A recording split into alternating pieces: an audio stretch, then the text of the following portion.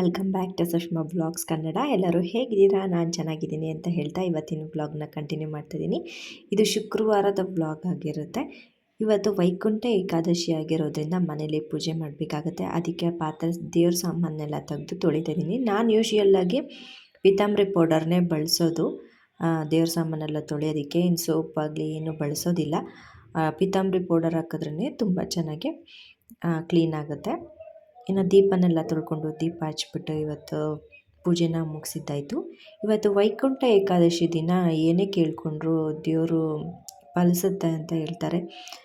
ಮತ್ತು ಮನೆ ಅಂದಮೇಲೆ ಸಾಂಬ್ರಾಣಿ ಹಾಕಿದ್ರೇ ಒಂಥರ ಪಾಸಿಟಿವ್ ಎನರ್ಜಿ ಅಂತಲೇ ಹೇಳ್ಬೋದು. ಏನೋ ಒಂದು ಹಬ್ಬ ಆಗಲಿ ವಾರ ಆಗಿರಲಿ ಸಾಂಬ್ರಾಣಿ ಹಾಕ್ದಿರ ಇರೋದಿಲ್ಲ. ತುಂಬಾ ಪಾಸಿಟಿವ್ ಎನರ್ಜಿನ ಕೊಡುತ್ತೆ. ಮತ್ತು ಮನೆಯಲ್ಲೂ ಕೂಡ ತುಂಬ ಒಳ್ಳೆಯ ಗಾಳಿಯ ವಾತಾವರಣವೂ ಕೂಡ ಇರುತ್ತೆ. ಮನೇಲಿ ಬೇಗ ಪೂಜೆನೆಲ್ಲ ಮುಗಿಸಿ ನಂತರ ದೇವ್ರ ಹತ್ರನೂ ಎಲ್ಲ ಒಳ್ಳೆಯದಾಗಲಿ ಅಂತ ಕೇಳ್ಕೊಳ್ತಾ ಪೂಜೆನೆಲ್ಲ ಮುಗಿಸಿದ್ದಾಯಿತು. ಆನಂತರ ನಾನು ಬೆಳಗ್ಗೆ ತಿಂಡಿಗೆ ಅಂತ ಹೇಳಿಬಿಟ್ಟು ತಟ್ಟೆ ಇಡ್ಲಿನ ಮಾಡಿದ್ದೆ. ನಮ್ಮ ಹಸ್ಬೆಂಡ್ಗೂ ಬಾಕ್ಸ್ಗೆ ಹಾಕಿ ಕಳಿಸಿ ನಮ್ಮ ಪಾಪುಗೂ ರೆಡಿ ಮಾಡಿ ಸ್ಕೂಲ್ಗೆಲ್ಲ ಬಿಟ್ಟು ಬಂದುಬಿಟ್ಟೆ ನಾನು ಪೂಜೆನ ಸ್ಟಾರ್ಟ್ ಮಾಡ್ಕೊಂಡಿದ್ದು. ಸರಿ ಅಂದ್ಬಿಟ್ಟು ಅದಕ್ಕೆ ಕಾಂಬಿನೇಷನ್ ಆಗಿ ನಾನು ಕಾಯಿ ಚಟ್ನಿನ ಮಾಡ್ಕೊಂಡಿದ್ದೆ. ಕಾಯಿ ಚಟ್ನಿ ಮಾಡಿಕೊಂಡು ಅದಕ್ಕೆ ಇಡ್ಲಿ ಜೊತೆ ತುಪ್ಪ ಹಾಕ್ಕೊಂಡು ತಿಂತಾಯಿದ್ರೆ ತುಂಬಾ ಟೇಸ್ಟಿಯಾಗಿರುತ್ತೆ. ಎಲ್ಲರೂ ಒಂದು ಸತಿ ಟ್ರೈ ಮಾಡಿ ನೋಡಿ. ಸರಿ ಅಂತ ಹೇಳ್ಬಿಟ್ಟು ಒಂದು ಸ್ವಲ್ಪ ಹೊತ್ತು ಕೂತ್ಕೊಂಡು ಟಿ ವಿನ ಹಾಕ್ಬಿಟ್ಟು ಟಿ ವಿನ ನೋಡಿಕೊಂಡು ತಿಂಡಿನ ತಿಂದಿದ್ದಾಯಿತು.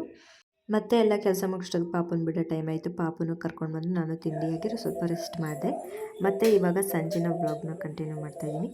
ಸಂಜೆ ಶಾವಿಗೆ ಮಾಡಿಬಿಡೋಣ ಇವತ್ತು ಏಕಾದಶಿ ಅಂತ ಹೇಳ್ಬಿಟ್ಟು ಏನಾದರೂ ಸ್ವೀಟ್ ತಿನ್ನಬೇಕು ಅನಿಸ್ತಿತ್ತು. ಸರಿ ಅಂದ್ಬಿಟ್ಟು ಶಾವಿಗೆ ಮಾಡೋಣ ಅಂದ್ಕೊಂಡೆ.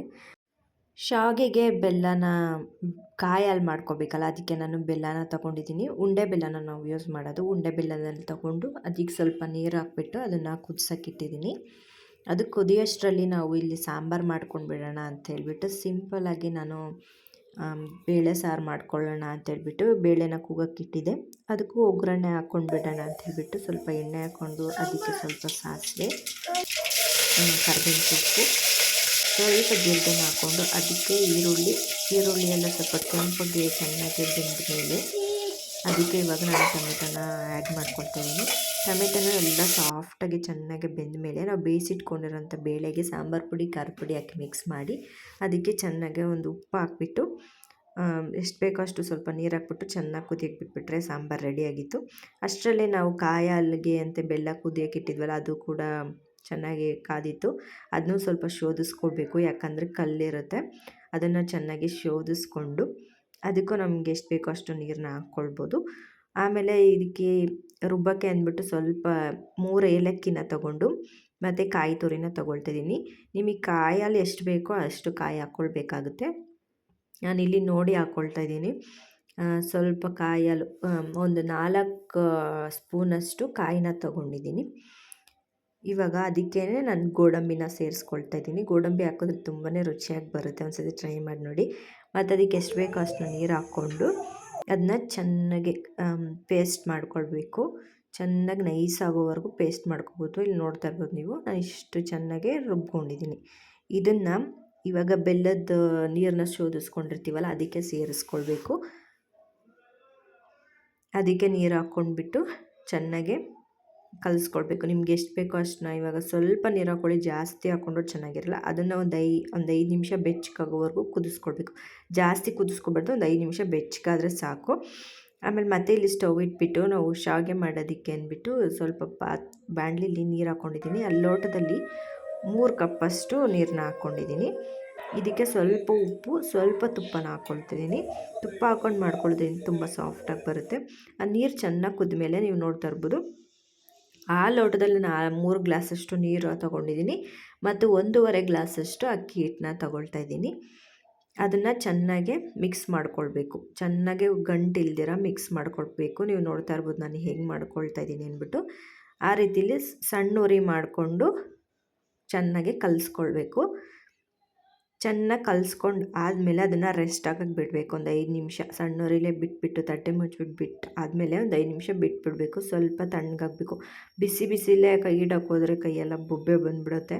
ಸ್ವಲ್ಪ ನೋಡಿಕೊಂಡು ಬಿಸಿ ಇದ್ದಾಗ ಜಾಸ್ತಿ ಕೈಯೆಲ್ಲ ಇಡೋಕೆ ಹೋಗಲಿ, ಬೆಚ್ಚಗಿರಬೇಕು. ಜಾಸ್ತಿ ಆರಲೂಬಾರ್ದು, ಜಾಸ್ತಿ ಬಿಸಿನೂ ಇರಬಾರ್ದು. ಇವಾಗ ನಾನಿಲ್ಲಿ ಒಂದು ತಟ್ಟೆನ ತೊಗೊಂಡಿನಿ. ಆ ತಟ್ಟೆಗೆ ಸ್ವಲ್ಪ ತುಪ್ಪನ ಸೇರಿಸ್ಕೊಳ್ತಿದ್ದೀನಿ. ಆ ತುಪ್ಪನ ಚೆನ್ನಾಗಿ ತಟ್ಟೆಗೆಲ್ಲನೂ ಹರಡ್ಕೊಳ್ಬೇಕು, ಕ್ಲೀನಾಗಿ ಸವರ್ಕೊಳ್ಬೇಕು ತಟ್ಟೆಲೆಲ್ಲನೂ. ಇವಾಗ ನಾವು ಬೇಯಿಸಿಟ್ಕೊಂಡಿದ್ವಲ್ಲ ಹಿಟ್ಟು, ಅದನ್ನು ಸೇರಿಸ್ಕೊಳ್ಬೇಕು.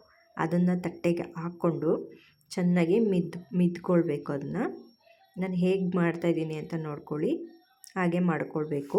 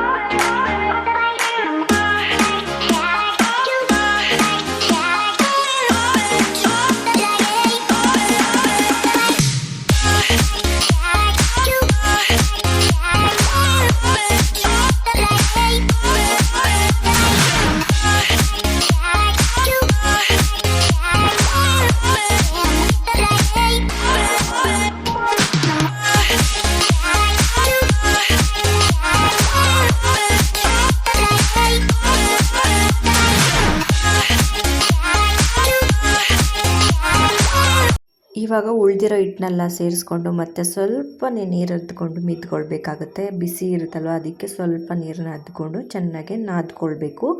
ನಾದೋದ್ರಿಂದ ಏನಾಗುತ್ತೆ ಅಂದರೆ ಗಂಟುಗಳೇನು ಇರೋದಿಲ್ಲ, ಗಂಟಾಗಲೇಬಾರ್ದು, ಗಂಟಾದರೆ ಚೆನ್ನಾಗಿರೋದಿಲ್ಲ. ಚೆನ್ನಾಗಿ ಮಿದ್ಕೊಂಡು ಅದನ್ನು ನೀವು ನೋಡ್ತಾ ಇರ್ಬೋದು ನಾನು ಹೇಗೆ ಉಂಡೆ ಕಟ್ತಿದ್ದೀನಿ. ಫ್ಲ್ಯಾಟಾಗಿ ರೌಂಡಾಗಿ ಹಂಗೆ ಮಾಡಿಕೊಂಡು ಹಾಟ್ ಬಾಕ್ಸಲ್ಲಿ ಇಟ್ಕೊಬಿಡ್ತೀನಿ. ಬಿಸಿ ಬಿಸಿಯಾಗಿದ್ದಾಗಲೇ ಮಾಡ್ಕೊಬಿಡ್ಬೇಕು ಅದನ್ನು. ಎಲ್ಲನೂ ಹಾಟ್ ಬಾಕ್ಸಲ್ಲಿ ನೀಟಾಗಿ ಇಟ್ಕೊಂಡ್ಬಿಟ್ಟು ಇಲ್ಲಿ ಇಡ್ಲಿ ಪ್ಲೇಟ್ಸ್ನ ತಗೊಂಡಿದ್ದೀನಿ ನಾನು. 5 ಇಡ್ಲಿ ಪ್ಲೇಟ್ಸ್ಗೆ ಸ್ವಲ್ಪ ತುಪ್ಪನ ಹಾಕ್ಕೊಂಡು ಅದನ್ನು ಕೂಡ ಚೆನ್ನಾಗೆ ಎಲ್ಲ ಕಡೆನೂ ಸವರ್ಕೊಳ್ಬೇಕಾಗತ್ತೆ. ಇದರಲ್ಲಿ ಹಬೆಲ್ ಬೇಯಿಸ್ಬೇಕಾಗುತ್ತೆ. ಶಾವಿಗೆ ಮಾಡಬೇಕಂದ್ರೆ ತುಂಬಾ ಪೇಷನ್ಸಿಂದ ಮಾಡಬೇಕು. ಪೇಷನ್ಸಿಂದ ಮಾಡಿಕೊಂಡ್ರೆ ತುಂಬಾ ಬೇಗನೂ ಆಗುತ್ತೆ, ನಮಗೆ ರಿಸ್ಕಿ ಕೂಡ ಅನಿಸೋದಿಲ್ಲ. ಸೊ ಇಡ್ಲಿ ಪಾತ್ರೆಗಳಿಗೆ ಎಲ್ಲದಕ್ಕೂ ನಾನು ತುಪ್ಪನ ಸವರ್ತಾ ಇದ್ದೀನಿ. ಯಾಕಂದರೆ ಅದು ಅಂಟೋದಿಲ್ಲ, ನಾವು ಬೇಯಿಸ್ಕೊಂಡಿರ್ತೀವಿ ಆಲ್ರೆಡಿ, ಆದರೂ ಅಂಟೋದಿಲ್ಲ. ಆದರೂ ಸ್ವಲ್ಪ ತುಪ್ಪನ ಸವರ್ಕೊಳ್ಬೇಕು. ಇವಾಗ ಶಾವಿಗೆ ಒತ್ತೋದಿರುತ್ತಲ್ಲ, ಅದಕ್ಕೂ ಕೂಡ ಕ್ಲೀನಾಗಿ ಎಲ್ಲದಕ್ಕೂ ತುಪ್ಪನ ಸವರ್ಕೊಳ್ಬೇಕು. ಆ ಪ್ಲೇಟ್ಸ್ಗೆ ಅದು ಸುತ್ತಮುತ್ತ, ಮತ್ತು ಅದಕ್ಕೆ ಮೇಲ್ಗಡೆ ಮುಚ್ತೀವಲ್ಲ ಅದಕ್ಕೂ ಕೂಡ ಕ್ಲೀನಾಗಿ ತುಪ್ಪನ ಸವರ್ಕೊಳ್ತಾ ಇದ್ದೀನಿ. ನೀವು ಬೇಕಿದ್ರೆ ಇಲ್ಲಿ ಅಡುಗೆ ಎಣ್ಣೆನೂ ಕೂಡ ಬಳಸ್ಕೊಳ್ಬೋದು. ತುಪ್ಪನ ನಾನು ಬಳಸ್ತಾ ಇದ್ದೀನಿ ಅಷ್ಟೇ. ಇವಾಗ ಅದಕ್ಕೆ ನಾವು ಏನು ಮಾಡಿಟ್ಕೊಂಡು ಹಾಟ್ ಬಾಕ್ಸಲ್ಲಿ ಹಾಕಿಟ್ಟಿದ್ವಲ್ಲ ಹಿಟ್ಟನ್ನ, ಅದನ್ನು ಸೇರಿಸ್ಕೊಳ್ತಾ ಇದ್ದೀನಿ. ಈಗ ಮಾಡ್ಕೊಳ್ಳೋದ್ರಿಂದ ಬೇಗನೂ ಆಗುತ್ತೆ, ನಮಗೆ ರಿಸ್ಕಿ ಕೂಡ ಅನಿಸೋದಿಲ್ಲ. ಸೊ ಅದಕ್ಕೆ ಇವಾಗ ಕ್ಲೀನಾಗೆ ಆ ಹಿಟ್ಟನ್ನ ಹಾಕ್ಬಿಟ್ಟು ಒಳಗಡೆ ಚೆನ್ನಾಗೆ ಪ್ರೆಸ್ ಮಾಡಬೇಕು. ಪ್ರೆಸ್ ಆದಮೇಲೆ ಇದನ್ನು ಶಾವಿಗೆ ಒತ್ತೋದೇನಿರುತ್ತೆ ಅದನ್ನು ಕ್ಲೋಸ್ ಮಾಡ್ಕೊಂಡ್ಬಿಟ್ಟು, ನಮ್ಮಮ್ಮ ಹೆಲ್ಪ್ ಮಾಡ್ತೀನಿ ಅಂದರು. ಸೊ ನೋಡ್ತಾ ಇರ್ಬೋದು ನೀವು ಅವ್ರು ಹೇಗೆ ಮಾಡ್ತಿದ್ದಾರೆ ಅಂತ. ಶಾವಿಗೆ ಒತ್ತಾ ಇದ್ದಾರೆ. ಹಾಗೆ ಮಾಡಿಕೊಂಡ್ರೆ ಆಯಿತು, ತುಂಬಾ ಟೇಸ್ಟಿ ಆ್ಯಂಡ್ ರುಚಿಯಾಗಿ ಬರುತ್ತೆ. ಒಂದು ಸತಿ ಈ ಶಾವಿಗೆನ ಎಲ್ಲರೂ ಟ್ರೈ ಮಾಡಿ ನೋಡಿ, ಮತ್ತು ಯಾರಿಗೆಲ್ಲ ಶಾವಿಗೆ ಇಷ್ಟ ಅಂತ ಹೇಳಿ ಕಾಮೆಂಟ್ ಸೆಕ್ಷನಲ್ಲಿ ತಿಳಿಸಿ. ನನಗಂತೂ ಶಾವಿಗೆ ಮಾಡಿದಾಗ ನಮ್ಮ ಅಜ್ಜಿನೇ ನೆನಪು ಬರ್ತಾರೆ. ಅವ್ರು ಚಿಕ್ಕ ವಯಸ್ಸಲ್ಲಿ ತುಂಬಾ ನಮಗೆ ಮಾಡಿಕೊಡ್ತಾಯಿದ್ರು. ಸೊ ತುಂಬಾ ಟೇಸ್ಟಿಯಾಗಿರುತ್ತೆ, ತಿನ್ನೋದಕ್ಕೂ ಕೂಡ ತುಂಬಾ ಚೆನ್ನಾಗಿರುತ್ತೆ.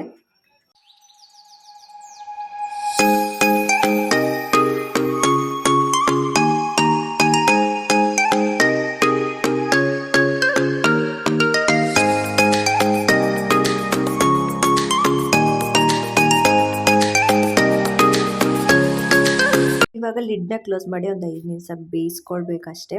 5 ನಿಮಿಷ ಬೆಂದಮೇಲೆ ಮತ್ತು ಒಂದು ಪಾತ್ರೆಗೆ ಹಾಕ್ಕೊಳ್ಬೇಕಾಗುತ್ತೆ.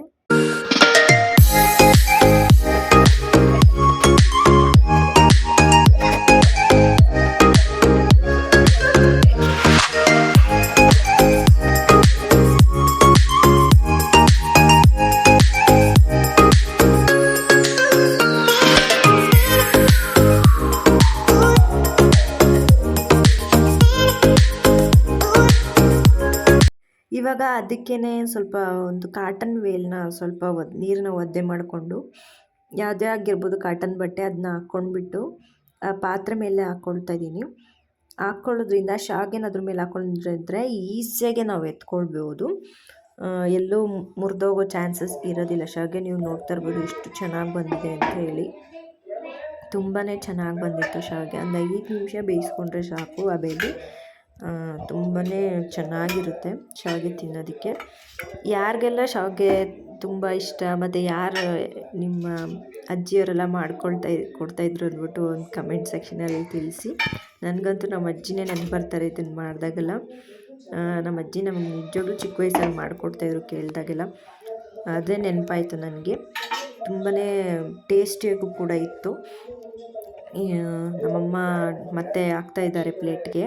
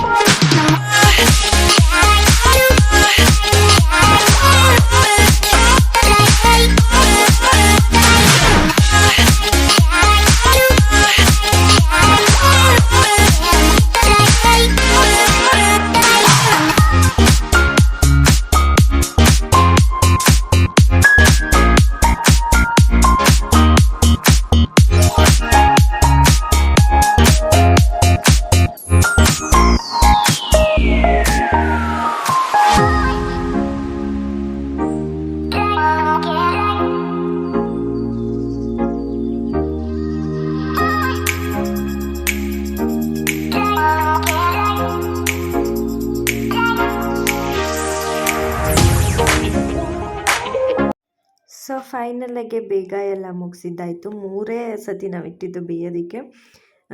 ಬೇಗನೆ ಆಗಿತ್ತು. ಸೊ ಇವಾಗ ಪ್ಲೇಟಿಂಗ್ ಹಾಕ್ತಾಯಿದ್ದೀನಿ. ಒಂದು ಪ್ಲೇಟ್ ಇಟ್ಕೊಂಡು ಅದಕ್ಕೆ ಇವಾಗ ಶಾವಿಗೆನ ಹಾಕ್ಕೊಳ್ತಾ ಇದ್ದೀನಿ. ನೋಡ್ತಾ ಇರ್ಬೋದು ಎಷ್ಟು ಚೆನ್ನಾಗಿ ಬಂದಿತ್ತು ಅಂತ. ತುಂಬಾ ಟೇಸ್ಟಿಯಾಗಿ ಬಂದಿತ್ತು. ನಾನು ಹೇಳಿರೋ ಕ್ವಾಂಟಿಟಿಯಲ್ಲಿ ನಿಮಗೆ ಮಾಡಿಕೊಂಡ್ರೆ ಕರೆಕ್ಟಾಗೇ ಬರುತ್ತೆ. ಬೇಗ ಕೂಡ ಮಾಡ್ಕೊಳ್ಬೋದು. ಅದಕ್ಕೆ ಕಾಂಬಿನೇಷನ್ ಆಗಿ ಕಾಯಿ ಹಾಲನ್ನ ಮಾಡ್ಕೊಂಡಿದ್ದೆ. ಕಾಯಿ ಹಾಲು ಹಾಕ್ಕೊಂಡು ಒಂದು 3 ಇದರಷ್ಟು ಹಾಕ್ಕೊಂಡೆ, 3 ಸೌಟಷ್ಟು ಕಾಯಿ ಹಾಲನ್ನ ಸೇರಿಸ್ಕೊಂಡಿದ್ದೆ.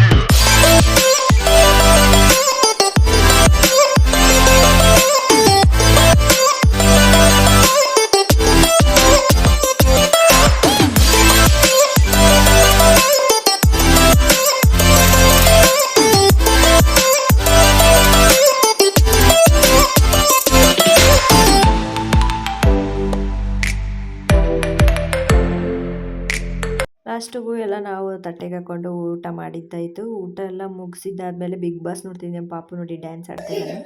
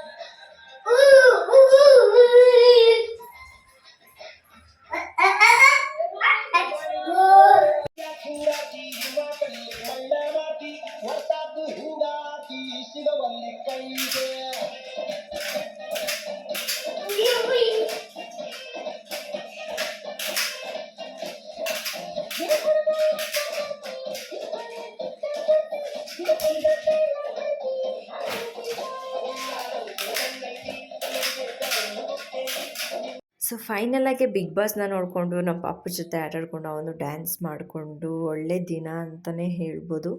ತುಂಬಾ ಚೆನ್ನಾಗಿತ್ತು.